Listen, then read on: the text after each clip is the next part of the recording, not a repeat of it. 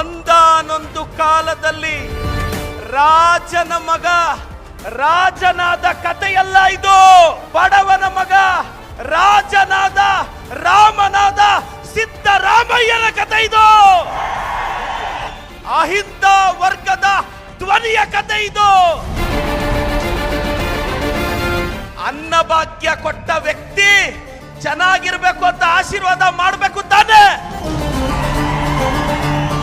ಬಡತನದಲ್ಲುಟ್ಟಿ ಚಾಮುಂಡಿ ಆಶೀರ್ವಾದದಿಂದ ಬೆಳೆದ ಸಿದ್ದರಾಮಯ್ಯನವರು ಕರ್ನಾಟಕದ ಭವಿಷ್ಯ.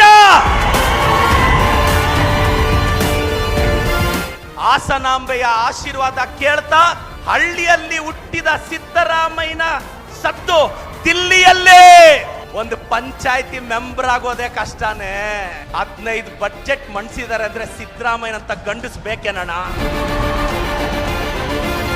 ಒಂದು ಆರೋಪ ಇಲ್ಲ, ಒಂದು ಕಳಂಕ ಇಲ್ಲ. ಅವರು ಮಾಡದೇ ಇರೋ ತಪ್ಪಿಗೆ ಬಿಜೆಪಿಯವರು ಸುಮ್ಮನೆ ಅವ್ರ ಬಗ್ಗೆ ಅಪವಾದ ಮಾಡ್ತಿದ್ದಾರೆ.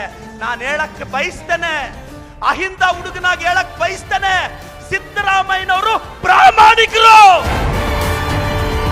ಡಿಕ್ಷನರಿಯಲ್ಲಿ ಪ್ರಾಮಾಣಿಕತೆ ಪಕ್ಕದಲ್ಲಿ ಸಿದ್ದರಾಮಯ್ಯನೇ ಬರಿಬೇಕು.